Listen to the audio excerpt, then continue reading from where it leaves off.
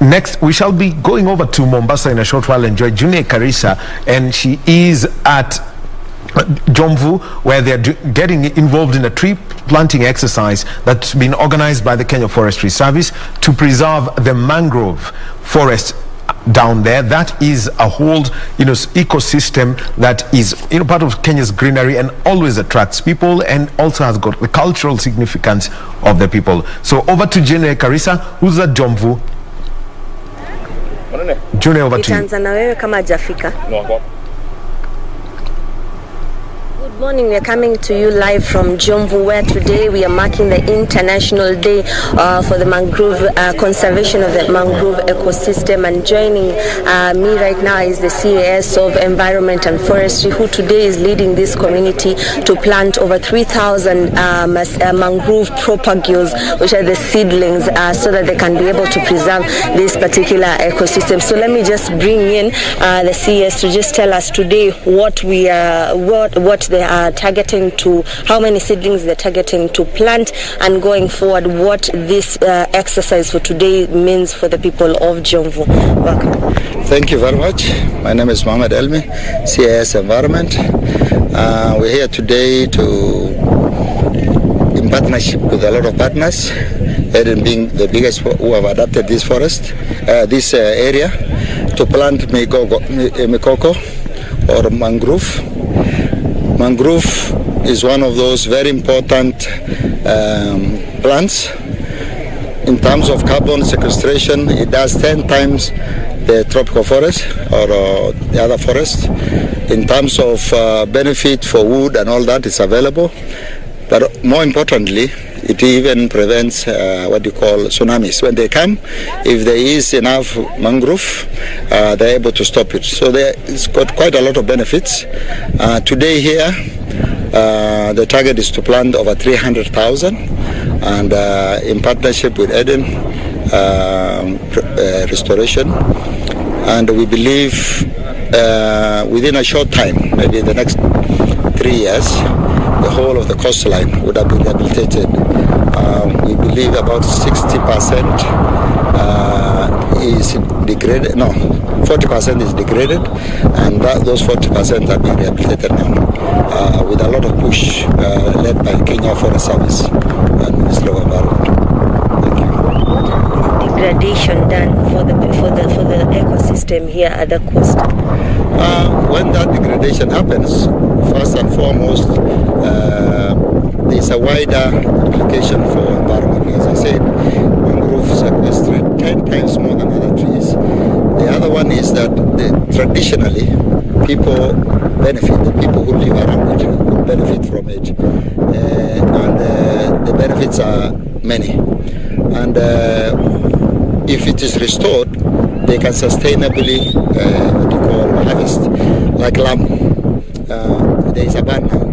But Lamu, because of their traditions, because the way they take care of it, they harvest sustainably, they're able to use, and they make a lot of livelihoods out of it. And yet the environment is also taken care of. The other thing I forgot to say is the fish that we eat normally lays its eggs in two places, either the coral reefs or mangrove. So by putting the mangrove, it means we'll get more fish. And I'm sure the CCF will explain more the benefits. So let's just bring it.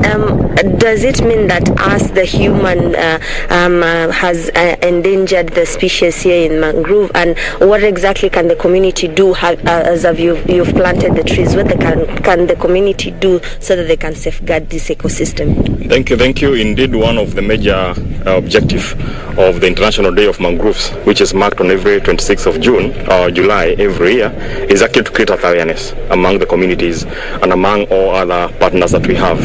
As you would appreciate, we have very, very many partners, because conservation protection cannot be a singular entity or a singular ministry. And that's why you can see here today, first of all, we have the very many community members who we organize as community forest associations. They work together with us. We have many other non-state actors like the Eden project. We were, for example, 2 days before, we were in Kwale, in Zombo, and in Gogoni Ngazi, again as pre-activities toward this. And we have seen working with the Bezritanium, working with the WWF and other state agencies of government, and especially SAGAs in the ministry. We have been joined by the Kenya Navy. Again, is a multi-agency approach towards this issue. But one coming back, you remember, same day today, 26th of June, the president was actually in Mombasa County, and he launched what is called the Marine Fisheries Social Development Project, of a tune of about 10 billion Kenya shillings for the next 5 years. And if you heard about the commitment in that project, it is actually to increase the fishing capacity to about 300,000 tons per year, and also benefit the local community in terms of about 60,000 employment opportunity within that period. Now, this is very strategic to that project, because if we don't conserve the mangrove ecosystem, if we degrade them, then actually the bedrock for the fisheries resources actually will be compromised. And therefore, that's why also we are telling the communities, they do appreciate when we are dealing with the issues of irregularities, the issues of encroachment, issues of wood cutting. Like, for example, in Mombasa, one of the challenges we are dealing with is illegal deforestation, because people are supporting what you call the illegal brew, changa dens in the mangrove areas. And the communities don't appreciate that by them cutting that wood, they are compromising the fish that they would actually enjoy as a community. And therefore, this is a serious issue. It's actually also a security issue, because when the population within the coastline from Lamu to Mombasa, and especially the youth, don't get fruitful engagement, they find themselves doing other things. And therefore, that's why we are happy today also to engage the youth. As we are saying through the project, we have been able to engage youths. Today, for example, we are planting about 300,000 propagules of mangrove. We have engaged the youth. They'll get some livelihood out of it, and more so, we'll be able to sustain the 70 or 80% economy on fisheries, in that regard. Remember also, we have the issues of the salinity and the ocean rise, and you will appreciate in some areas the saline water is actually encroaching on the land, and therefore turning land that was allowable not to be allowable. And therefore, you are making communities who are depending on agricultural system, their soil has been turned saline, and therefore they have lost their livelihood.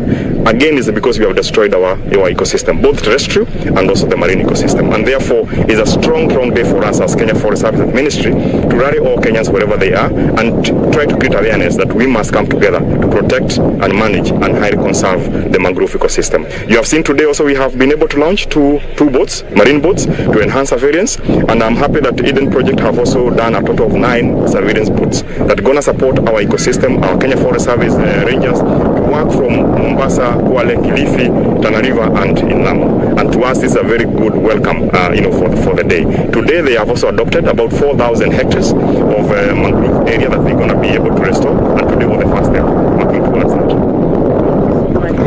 That was quite a handful of information. Now the ball lies solely with the residents here to ensure that this ecosystem stays afloat for the next coming years. We will be engaging more with the stakeholders and bringing you more details up to in our bulletins for 1 p.m. Right now, I hand you back to you in studio.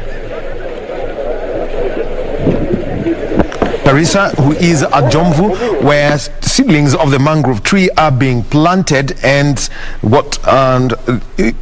we've had from the Chief Conservator of Forest, Julius Kamau, and also we've had the Chief Administrative Secretary, Environment and Forestry, Chief Administrative Secretary Mohamed Elmi. They're leading that exercise down at Jomvu, and this is in Mombasa County. June Carissa will be giving us that story.